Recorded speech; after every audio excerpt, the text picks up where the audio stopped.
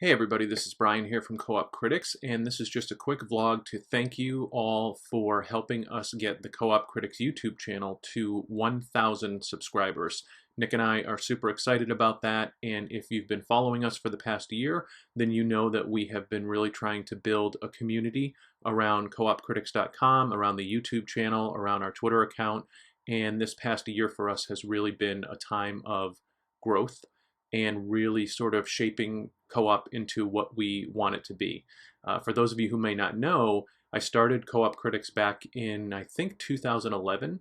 I had done some time as a games journalist. I used to write for Comic Book Resources years ago, and I really enjoyed it. I enjoyed interviewing developers, I enjoyed talking about games, and it was something that when I stopped doing that work in order to focus on my fiction writing, I still had the desire to write about games and talk about games. And so I sort of created that as a blog first, as a place for myself and some of my friends to talk about games and just sort of celebrate the games that we liked and enjoyed and were spending a lot of time with.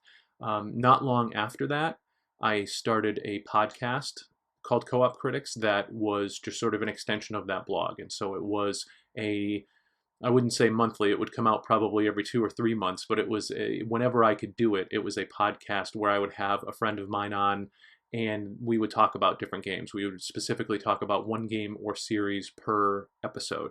And so that continued for a few years, but Co-op Critics never really morphed into the sort of consistent site that I wanted it to be. And so in late 2014, I started talking to a good friend of mine, Nick Merritt, who you all know now from all of the co-op videos that we've done and all that kind of stuff. But when Nick came along in late 2014, I think it was, we decided that we were really going to start putting more content up on the YouTube channel. We were really going to start, we were going to give the website an overhaul, and Nick did an amazing job updating our website. It went from like a Google blog to this awesome site that we have now. And so I'm forever indebted to him for the work that he put into making our site everything that it could be.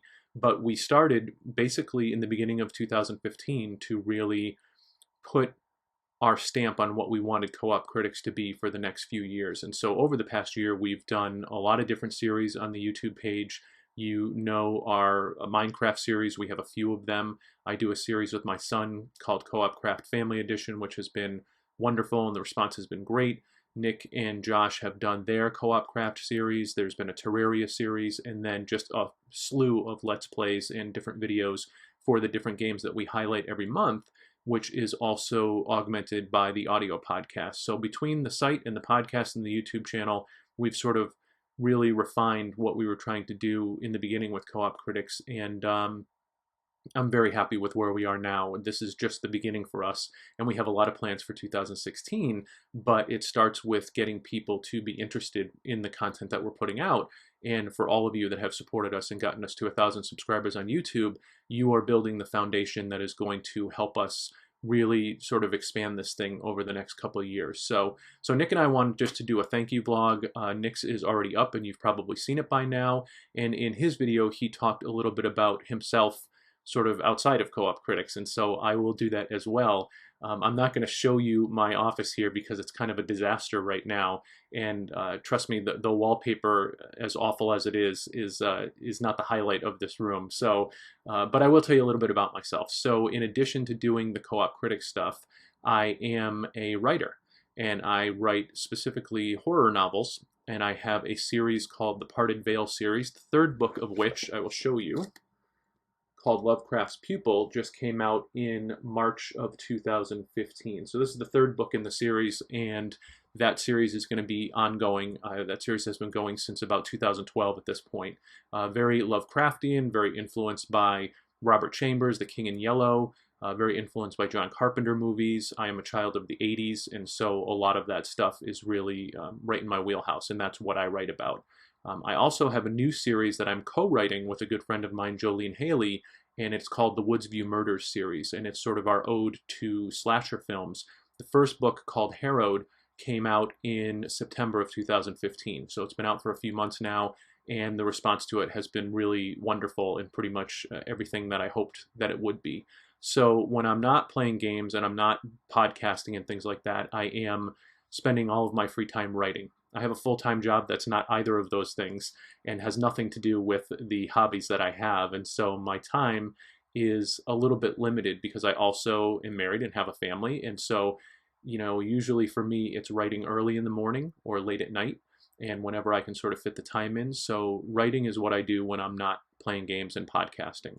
Podcasting is a love of mine, and I have been podcasting for over 10 years now. I've been doing a comic book podcast since 2006 called Secret Identity. I do that with my good friend Matt Herring, and we have been putting out that weekly show for over 700 episodes now.